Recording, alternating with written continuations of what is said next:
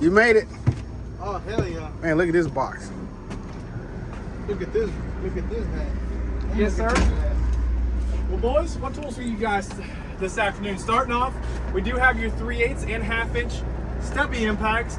Nice, compact, great for that hard to reach area. If you're trying to get down in somewhere, once again, it works great compared to, you know, your normal full size, a 1/2 inch impact or 3/8.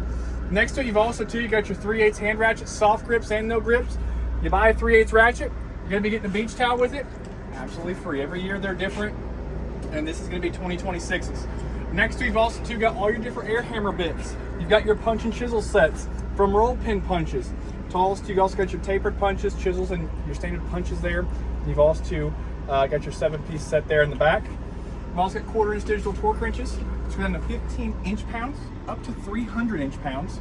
You've also got your 1 horsepower die grinder and your 14-volt nibbler down here on the silver. Great for cutting sheet metal, different skins on when it comes to body panels and stuff like that. It works great on.